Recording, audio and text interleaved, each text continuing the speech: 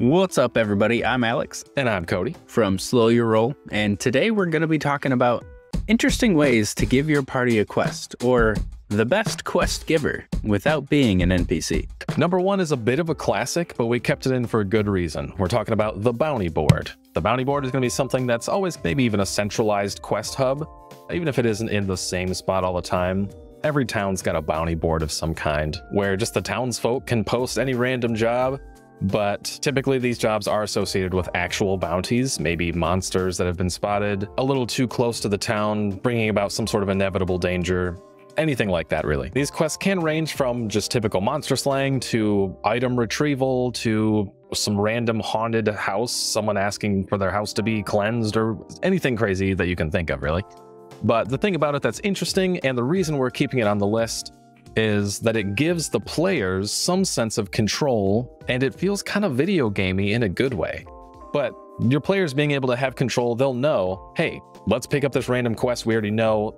We can just ask the DM, is there a bounty board in this town?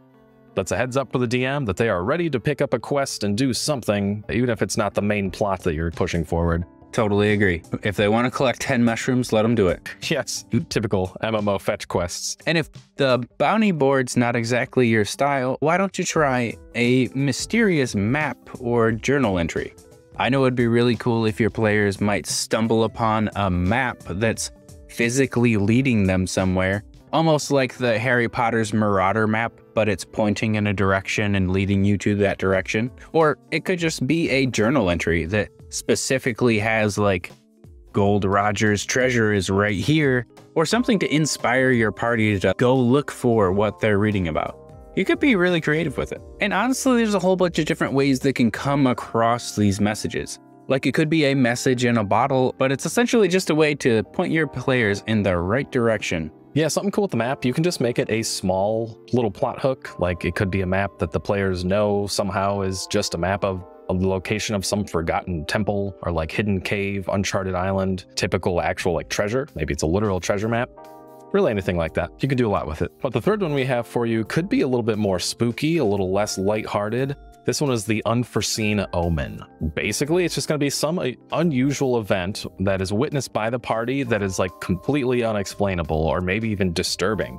And the event will end up being tied to some sort of quest. Some examples is like this could be an eclipse, a falling star, some random and sudden change in the weather, or maybe something even more like haunting, where there's a bunch of crows in a tree, but the second that the players walk by the tree, all of the crows just fall dead. No explanation. The groundskeeper must have sprayed way too much weed killer in this area. He said the mosquito spray was safe. It's never safe. But yeah, this could be anything as far as an unexplainable event that's really just like triggering and maybe even spooky.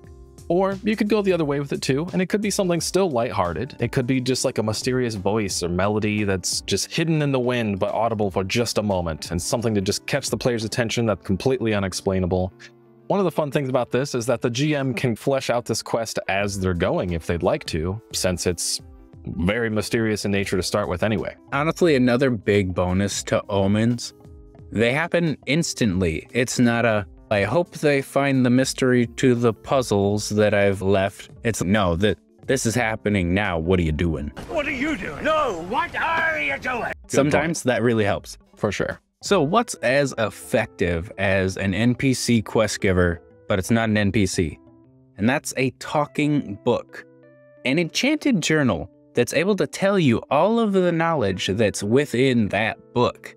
And who knows, maybe it's even a little sassy with a Jersey Mike accent. But there could literally be anything in these enchanted tomes, and especially if it was an enchanted library and you actually had to go catch the book as it's running away from you to get the information that you needed, could be really interesting. Just to hunt down the book. Essentially, there ends up being a whole bunch of different mechanics in a give and take when you have to talk to something. You can't just read the book for information, you almost have to persuade it out of it. Yeah, I agree. And this could be another fun thing with the GM. Like you have as much freedom as you'd like to have for how cryptic or obvious you want to be giving clues or hints to your player through this book. And as the GM, I think it really does help to have the unreliable source or the unreliable narrator giving out things. This could be an interesting situation where the book has a limited sentience maybe, so that it knows what it knows, but the truth that it relays might even be like twisted or mislead the players in a fun and interesting way. Speaking of sentience, that actually brings us into the next one, which is some sort of unexpectedly sentient creature. This could really be anything, as far as maybe just an animal, or a really common trope that you see in fantasy stuff in general is a living tree. You feed me, Carbon! Feed me now! So it could be just this ancient sentient tree that communicates with the party in any kind of interesting nature-bound way, like maybe it actually talks, or its branches creak in a way that's like audible language, anything interesting like that. Or you could go another route where maybe your druid happens to cast Speak with Animals just because they found a cute squirrel that they want to talk to. My acorn is missing. Squeak, squeakin', squeak, squeakity. But then boom, them speaking with the animals gives the animal a sentience that they didn't have before. And unexpectedly, they drop this huge bit of information in a calm and innocent way because they don't know better, but it's really a big quest that you're laying out for your players. Definitely. I could just see it now. The big bad dark took down my tree. And then there's like just a giant darkness engulfing the forest over there. Yes. Yeah. So spreading ominous void in the forest. Just like, oh yeah, that, okay. And somehow it's always like, how did we miss that?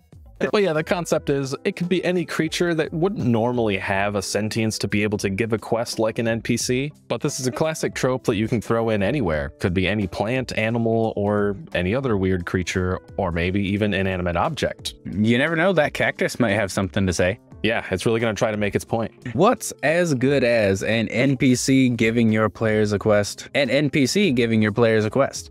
You could have an enchanted painting. It's almost like a snapshot of that person at the time that they had the portrait painted. Whatever knowledge they had, they'd be able to relay to the players. It could be like 300-year-old Sir Bertrand down in the dungeon, and now you're able to talk to the portrait. It could be something like putting his bones to rest, or some unfinished business that Sir Bertrand might have known before he kicked the bucket. But if it's not going to be a person as in a snapshot in time, enchanted paintings could be so interesting for your parties to accidentally fall into. Going from a mountain, a jungle, a Sahara, all within the next couple of minutes could be interesting. And eventually give your players the power to like draw in an elephant into the painting they're currently in. And of course, for the creative GMs, this might be a really interesting way to throw in a adventure of some sort that's in a completely different theme, like a desert, even though they're currently exploring the mountains or something like that. Absolutely. Or go like super nuts with that idea and say Alice in Wonderland Tea Party. Perfect example. The concept of the painting could really fit in a bunch of other stuff too if you didn't want that. If you want it to be a little bit more spooky, it could just be an actual ghost, or it could be in more of a sci-fi game or something. Could be like just some hologram, some illusion that's repeating itself, really anything like that. But that is all the points we have for you today. If you did like this, please do let us know one way or another. We appreciate your support in any way. But that is it for our alternative quest givers other than NPCs. So thanks for watching, everybody, and we will see you later.